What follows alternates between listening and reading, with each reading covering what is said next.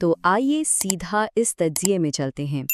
آج ہم تاریخ اور مستند پیشین گوئیوں کی بنیاد پر ایک مکمل اور گہرا جائزہ لینے والے ہیں۔ ہم بات کریں گے بادشاہ ذوالقرنین کے بارے میں، بنی اسرائیل کی تاریخ کے بارے میں اور بالکل ٹھیک قرب قیامت کے واقعات کی ترتیب کے بارے میں۔ یہ وہ موضوعات ہیں جن پر صدیوں سے بحث ہوتی آئی ہے، لیکن آج ہم شواہد کی روشنی میں پوری تصویر سامنے رکھیں گے۔ تو کیا ہم تیار ہیں اس حیرت انگیز سفر کے لیے؟ اچھا، سب سے پہلا سوال جو ذہن میں آتا ہے نا، وہ یہ ہے کہ آخر یہ بادشاہ ذوالقرنین تھے کون؟ صدیوں تک مفسرین اور ماہرین تاریخ اس قدیم بادشاہ کی اصلی پہچان پر صرف اندازے ہی لگاتے رہے۔ یہ واقعی ایک بہت بڑا معمہ تھا۔ لیکن پھر جدید دور میں ایران میں آثار قدیمہ کی کچھ ایسی شاندار دریافتیں ہوئیں جنہوں نے اس راز سے ہمیشہ کے لیے پردہ اٹھا دیا۔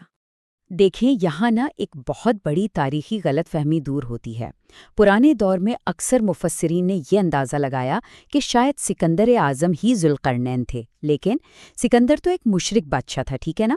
جبکہ جدید دریافتوں نے، خصوصاً ایران سے ملنے والے ایک مجسمے نے جس پر 2 سینگوں والا ہیلمٹ موجود تھا، یہ ثابت کر دیا کہ یہ عظیم شخصیت اصل میں سائرس اعظم یا خارس کی تھی، ایک موحد حکمران جس نے فارسی سلطنت کی بنیاد رکھی، اور اس کے ہیلمٹ کے وہ 2 سینگ اصل میں مشرق اور مغرب کی عظیم سلطنتوں کی علامت تھے۔ تو آج اس جائزے کا ہمارا روڈ میپ کچھ یوں ہوگا۔ پہلے ہم دیکھیں گے ذوالقرنین کا معمہ، پھر بنی اسرائیل کی تاریخ کے ادوار، اس کے بعد آئے گی لوہے کی دیوار کی تعمیر، اور آخر میں قرب قیامت کی بالکل ٹھیک ٹائم لائن۔ ٹھیک ہے، اب ہم اپنے پہلے حصے کی طرف آتے ہیں، بنی اسرائیل کی تاریخ اور ان کے عروج اور زوال کے 2 بڑے ادوار۔ تاریخ کا یہ خوفناک چکر 587 قبل مسیح میں شروع ہوتا ہے۔ اس وقت بخت نصر نے حملہ کیا اور 1,33,000 یہودیوں کو غلام بنا کر بابل لے گیا۔ سوچیں ذرا، پھر کئی دہائیوں کی غلامی کے بعد بادشاہ ذوالقرنین یعنی سائرس اعظم نے انہیں آزادی دلائی۔ لیکن بات یہاں ختم نہیں ہوئی۔ 70 عیسوی میں رومی جنرل ٹائٹس نے یروشلم کو اس بری طرح تباہ کیا کہ دوسرا بڑا زوال مسلط ہو گیا۔ اس تباہی کے بعد صرف ایک دیوار بچی جسے ہم آج دیوار گریا یا ویلنگ وال کہتے ہیں۔ اب یہاں ایک بہت ہی حیرت انگیز تاریخی مماثلت سامنے آتی ہے کہ تاریخ کس طرح خود کو دہراتی ہے۔ ڈاکٹر اسرار احمد کی تحقیق اس بات کو بالکل واضح کرتی ہے کہ مسلم امہ کا زوال بنی اسرائیل کے زوال سے کس قدر ملتا جلتا ہے۔ بنی اسرائیل پر پہلا عذاب مشرق سے آیا، بابلیوں کی صورت میں، اور دوسرا مغرب سے، رومیوں کی صورت میں، اور بالکل اسی طرح مسلمانوں کو اپنا پہلا بڑا زوال مشرق سے تاتاریوں کے حملے کی صورت میں دیکھنا پڑا، اور دوسرا زوال مغرب کی طرف سے برطانوی اور فرانسیسی سلطنتوں کے قبضے کی صورت میں۔ ہے نا بالکل ایک جیسا پیٹرن؟ چلیں اب جگہ اور وقت تھوڑا بدلتے ہیں اور اپنے اگلے حصے کی طرف آتے ہیں، لوہے کی دیوار کی تعمیر جس نے یاجوج اور ماجوج کو قید کیا۔ اب یہ سمجھنے کے لیے کہ آخر یہ یاجوج اور ماجوج ہیں کون، ہمیں شجرہ نسب کو دیکھنا ہوگا جو سیدھا حضرت نوح علیہ السلام کے بیٹوں تک جاتا ہے۔ ان کے بیٹے سام سے عرب، یہودی اور وسطی ایشیا کے لوگ آئے، حام سے افریقی نسل چلی، اور یافتس کی اولاد میں سے یورپی، چینی اور وہ مخصوص قبائل آتے ہیں جنہیں یاجوج اور ماجوج کہا جاتا ہے۔ ویسے کچھ جدید مفکرین انہیں آج کی سپر پاور سمجھتے ہیں، لیکن مستند روایات اس سے بالکل مختلف تصویر پیش کرتی ہیں۔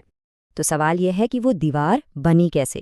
دیکھیں، یہ کوئی جادوئی دیوار نہیں تھی، یہ ایک پراپر سٹیپ بائی سٹیپ اور انتہائی جدید تعمیراتی کام تھا۔ بادشاہ ذوالقرنین نے مقامی لوگوں سے دولت نہیں مانگی، بلکہ ان کی جسمانی محنت مانگی۔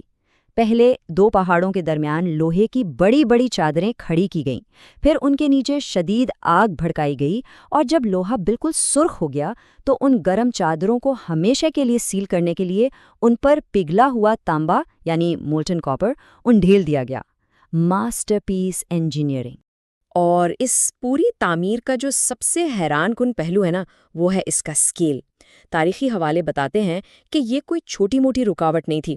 آپ سوچئے، یہ دیوار 50 میل لمبی تھی، جی ہاں 50 میل، 10 فٹ چوڑی، 30 فٹ اونچی، اور مکمل طور پر خالص دھات سے بنی ہوئی۔ پہاڑوں کے درمیان پھنسی ہوئی یہ انسان کی بنائی ہوئی ایک ناقابل تسخیر رکاوٹ تھی۔ چلیے اب ہم اپنے آخری اور سب سے اہم حصے کی طرف بڑھتے ہیں، قرب قیامت کی ٹائم لائن یعنی پیشن گوئیوں کی اصل ترتیب۔ یہ ٹائم لائن ان تمام جدید خیالات کو مکمل طور پر رد کرتی ہے جو کہتے ہیں کہ یاجوج اور ماجوج پہلے ہی آزاد ہو چکے ہیں۔ بالکل نہیں، روایات یہ ثابت کرتی ہیں کہ ان قبائل کا خروج اپنے ایک مقررہ وقت پر ہی ہوگا۔ پتہ ہے، وہ روزانہ دیوار چاٹتے ہیں جو اگلے دن پھر پہلے جیسی ہو جاتی ہے، اور وہ اس دیوار کو صرف اسی وقت توڑ پائیں گے جب وہ انشاءاللہ کہیں گے، اور یہ سب حضرت عیسیٰ کی واپسی اور دجال کی حتمی شکست کے بعد ہی ہوگا۔ اب ذرا خروج کے بعد کے حالات کی منظر کشی سنیں، یہ واقعی رونگٹے کھڑے کر دینے والی ہے۔ جب یاجوج اور ماجوج زمین پر پھیلیں گے تو وہ ندیوں تک پی کر خشک کر دیں گے، لیکن ان کا خاتمہ کسی انسانی ہتھیار سے نہیں ہوگا، بلکہ اللہ کی طرف سے ان کی گردنوں میں ایک کیڑا یا وائرس پیدا ہوگا جو انہیں یکدم ختم کر دے گا۔ پھر عظیم الجثہ پرندے ان کی لاشوں کو اٹھائیں گے، اور زمین پر بچ جانے والے لوگ ان کے چھوڑے ہوئے تیر کمان کو پورے 7 سال تک، جی ہاں پورے 7 سال تک ایندھن کے طور پر جلائیں گے۔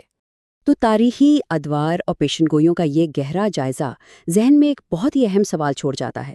واقعات اور نشانیوں کی ایک بالکل طے شدہ ترتیب ہے، لیکن جو وقت کا یہ پہیہ اپنا چکر پورا کرے گا اور یہ حتمی نشانیاں بالکل ہمارے سامنے ظاہر ہوں گی، تو کیا ہم اور یہ دنیا انہیں ان کی اصلی شکل میں پہچان پانے کے لیے واقعی تیار ہوں گے؟